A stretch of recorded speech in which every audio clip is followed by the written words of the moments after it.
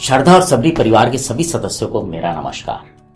आज का जो प्रसंग है वो थोड़ा अलग तरीके का है, जिससे आपको लगेगा, समझ में आएगा कि जो बाबा के वचन होते थे वो कितने महत्वपूर्ण होते थे और उनकी जो बातें वो जो बोला करते थे, कई बार जो भक्त उनके पास आते थे वो किस प्रकार उस व्यक्ति की ग्रह दशा को बदल देते थे। अब आप सोच रहे होंगे कि बाबा तब तो कहते थे, लेकिन अब क्या होगा? ऐसा नहीं है। आज भी अगर आप बाबा के साथ मन से जुड़े रहेंगे तो बाबा आपको सवालों के जवाब भी देंगे और संकेत भी देंगे।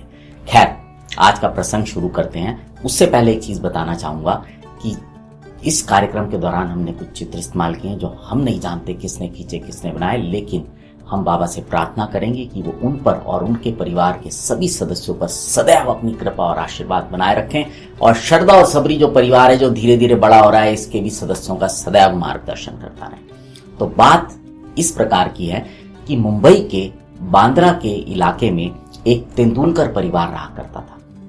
इस तेंदुलकर परिवार की साईं बाबा पर बड़ी निष्ठा थी और भक्ति थी। श्री रघुनाथ राव तेंदुलकर, जिन्होंने की मराठी में एक किताब लिखी है जिसमें 800 अभंग और बाबा के जो कुछ किस्से थे, जो प्रसंग थे, वो भी उसमें लिखे हैं और बहुत ही डेडिकेटेड परिवार था बाबा के प्रति। एक बार की बात है कि जो उनका बड़ा बेटा था बाबू, उसकी जो थी मेडिकल एंट्रेंस की तैयारी चल रही थी और उसकी परीक्षाएं होनी थी। तो अक्सर जैसा हम होता है, हम लोग भी जाते हैं ना कई बार अपनी जन्म पत्री दिखाने और इस तरह से। तो इसी तरह से बाबू ने भी कुछ अपने प्रयास किया कि भाई चेक करूं कि मैं मेहनत तो कर रहा हूं, सफलता मिलेगी या नहीं। तो जितने लोगों से भी उन्होंने सलाह ली, ज्योतिषों से, सब ने बोला कि भाई इस बार आपका होना संभव नहीं है, लेकिन हाँ अगले साल आप ऐसा कर पाएंगे या आने वाले समय में आपके साथ ये परीक्षा पास कर पाएंगे।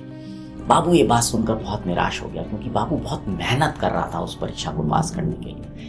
खैर, इसी सब बीच में जो थी उनकी माताजी, बाबू की माताजी जो थी, वो शिरडी गई बाबा के दर्शन करने और बाबा से बातचीत के दौरान उन्होंने बाबू की जो परेशानी थी वो भी बाबा के आगे रखी और उनको बोला कि वो बहुत परेशान है और उसकी परेशानी से जो है वो लग नहीं रहा है कि वो ढंग से पढ़ पाएगा या कर पाएगा।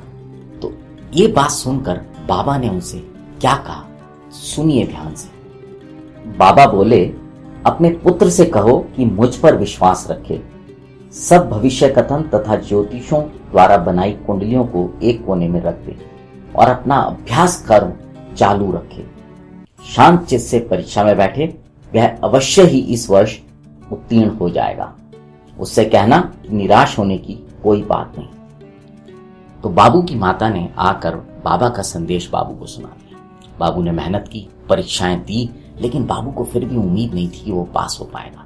और जो इंटरव्यू का था, उसने सोचा कि पास तो होगा नहीं, इंटरव्यू देने से कोई फायदा नहीं है, तो इसलिए उसने अपना इंटरव्यू पे जाने का विचार त्याग दिया।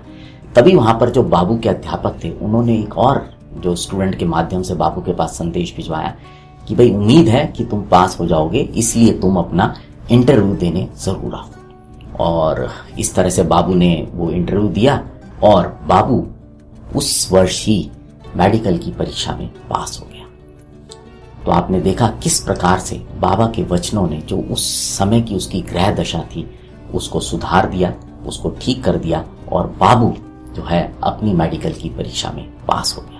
लेकिन यहाँ सबसे महत्वपूर्ण बात जो बाबा के वचनों में भी थी और समझने की थी, वो ये है कि हम किसी भी सूरत में मेहनत करना ना छोड़ें। बाबा से आशीर्वाद लें, परेशानी है तो बाबा से बात करें, बाबा हमें संदेश देंगे, हमें संकेत देंगे, उनसे सलाह लें।